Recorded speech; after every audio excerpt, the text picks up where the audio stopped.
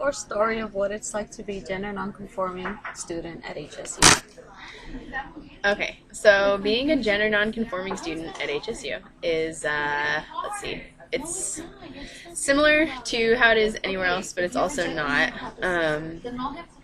Like, as a gender nonconforming person, you're constantly in a battle with everyone else for your identity. Like, you're constantly telling the rest of the world that you matter. Like you're constantly like, hey, I matter, and what I feel matters, and how I feel inside matters, and how I identify matters.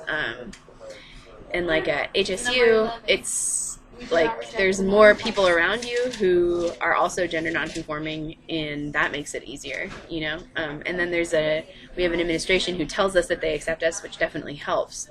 But then there's also situations where, like, I had a hard time getting a professor to call me by the name I wanted to be called by, and it's not even that different from my legal name, and I was actually told that to be called what I wanted to be called, I had to go and fill out paperwork and have my name officially changed, which doesn't make sense because it was like a Matthew type situation where, you know, any other professor would have just called me by what I wanted to be called because it was so close to my real name.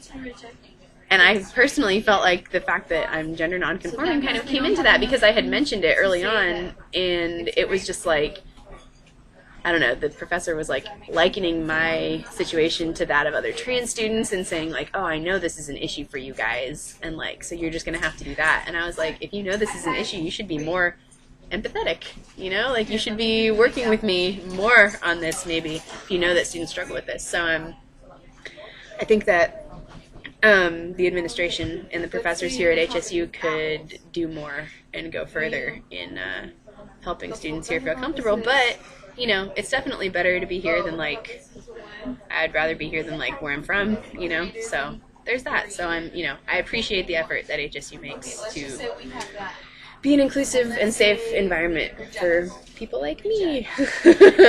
That's all I have to say, so.